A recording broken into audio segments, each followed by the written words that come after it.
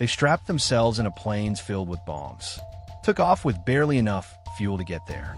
And spoiler alert, there was no return flight. They were kamikaze pilots, Japan's final, terrifying, and frankly, wildly impractical solution during World War II. They've become legendary for their fanatical bravery or tragic desperation, depending on who you ask. But behind the myth lies a story that's equal parts history, horror, and one very awkward HR policy. You will not be needing vacation time. This is the rise and fall of the kamikaze pilot. Let's rewind a few hundred years.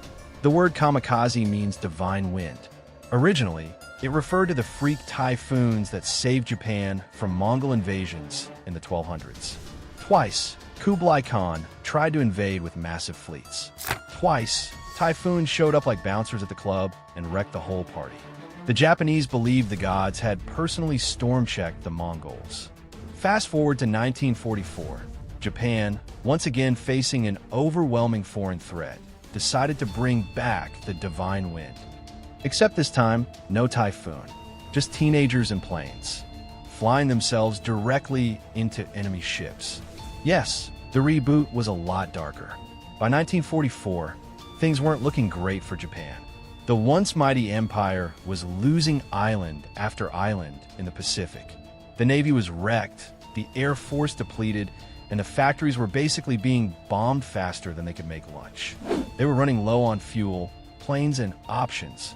Enter Vice Admiral Takejiro Onishi, the man who looked at this chaotic mess and thought, you know what we need? Pilots. That explode.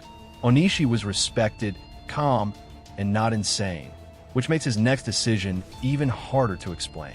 He believed that suicide missions were Japan's best hope of slowing the Allied advance. Not because he was evil, but because conventional attacks just weren't working anymore. And he figured if you can't win the air war, maybe just crash into it. Let's be clear, this wasn't Japan's first suicide mission, just the first time someone said, let's make this official. The first organized kamikaze attack happened on October 25, 1944, during the Battle of Leyte Gulf. A group of 5 young men were launched at the American fleet. One of them, 23-year-old Yukio Seiki, hit the USS St. Lo, causing a massive explosion and sinking the ship. Onishi was reportedly saddened but encouraged.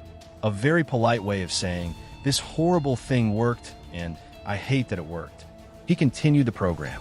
Now here's where things get surreal. The kamikaze units were organized with all the ceremony of a wedding party. There were farewell dinners, ceremonial sashes, headbands, speeches, sometimes poetry. It was part patriotism, part peer pressure, and part horribly mismanaged airline loyalty program. Some pilots were given a final cup of sake. Others posed for smiling photos that would later be sent to their families with notes like, "Thanks for flying air doomed." So, picture this. You're a young Japanese pilot in 1944. You've been told that this is the mission of a lifetime, that your name will live forever in glory. And then you learn there's no return flight. Yep, that's right. Once you take off, you better be ready to never see your family again. But hey, no pressure. It's just the fate of your entire nation on your shoulders. If you're wondering how this made the kamikaze pilots feel, well, let's just say enthusiastic wasn't exactly the word. In fact, many of the men chosen for these missions weren't thrilled about their new job description. They were young, scared, and honestly confused. But the Japanese military had a unique way of turning that confusion into a positive by making these pilots feel like the coolest, most patriotic rock stars ever. Sure, you're about to be the human equivalent of a missile, but hey, you'll be remembered. Isn't that what every 19-year-old dreams of? The kamikaze pilots were trained in a weird mix of fanatical devotion and severe lack of options. Some of the more experienced pilots were volunteering, but most were strongly encouraged by the military leadership. It wasn't a volunteer-only program. In fact, there was often a lot of pressure on the men to be brave by not saying no. It was kind of like the worst office team-building exercise. You're all going to work together. And if you don't, well, you're going to be sent off for an immediate one-way trip. And in a move that's never made sense to me, many of these pilots actually had to write letters of willingness to become kamikazes, basically signing a form for their own funeral. "Dear Emperor, I solemnly vow to throw myself at an American warship. Sincerely, Junior Pilot Takahashi." To make matters worse, the planes they were given weren't the sleek, shiny fighter jets you see in action movies. They were often poorly maintained. Some had parts missing or badly repaired from previous dogfights. Think of it like receiving a car with 3 tires and no brakes, and someone saying, "Good luck, I'm sure it'll work out. Oh, and you'll need to fly it into the ocean at top speed." Did I mention the lack of any viable escape plan? It's not surprising that some pilots had, shall we say, second thoughts about their new career path. One kamikaze pilot, Nobuo Fujita, later admitted that he never fully believed in his mission. "I wanted to survive," he said. "I didn't want to die for a losing cause." Ah, the beautiful honesty of hindsight. Unfortunately, that didn't help his plane hit anything. By the time of the Battle of Okinawa in 1945, kamikaze attacks were at their peak. The U.S. Navy was getting absolutely hammered by these flying bombs. Over 1,900 kamikaze missions were launched during the battle alone. Some pilots hit their targets, but many didn't. The Americans quickly realized that these pilots weren't all laser-focused warriors. They were teenagers with no exit strategy, hoping they wouldn't have to actually die today. And, of course, the U.S. Navy started fighting back with the most American solution of all: larger and more explosive weapons. They adapted their tactics, added more anti-aircraft guns, and even employed a kind of kamikaze countermeasure: bravery and lots of bullets.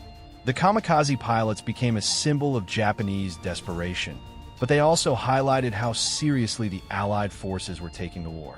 If nothing else, kamikaze pilots showed the Allies one thing: it was going to take more than bravery to end the war. It was going to take devastating force. But here's the wild thing. Despite the fact that the kamikaze tactics didn't win the war for Japan, the U.S. Navy suffered huge losses. It became painfully clear that even when you're facing an enemy that's willing to crash into you with no regard for their own lives, there's a cost, and a major one at that. In total, nearly 5,000 American sailors were killed or wounded by kamikaze attacks, a sharp reminder of the ugly truth of modern warfare. Now, let's get into the aftershock of the kamikaze attacks. Once the war ended, Japan was left to piece itself back together. Cities were in ruins, the economy was in shambles, and the idea of peace felt more like a distant fantasy. And yet, somehow, in the midst of all this chaos, the kamikaze pilots had a funny way of not disappearing from the conversation. What do you do when your country has just spent years glorifying the idea of flying into enemy ships as a national pastime? Do you immediately hang up the kamikaze sign and pretend it never happened? Not quite. After the war, Japan had a complicated relationship with the kamikaze legacy. Understandably, there was discomfort, silence, and, at times, outright avoidance of the topic. Many former pilots who had trained for kamikaze missions but survived, either due to the war ending or missions being aborted, kept their stories to themselves for decades. One such pilot was Kazuo Odachi, who joined the Imperial Japanese Navy at just 16 years old. In 1944, he was selected, without fully understanding it at first, for the Kamikaze Special Attack Corps. Over the course of the war, he flew 8 missions but never encountered a viable target. On his 9th mission, just before launch, Japan surrendered. Odachi survived, but many of his fellow pilots did not. Odachi kept his past secret for almost 70 years. When he finally shared his story in his memoir, Memoirs of a Kamikaze, he offered a deeply personal look into the fear, confusion, and inner conflict these young men experienced.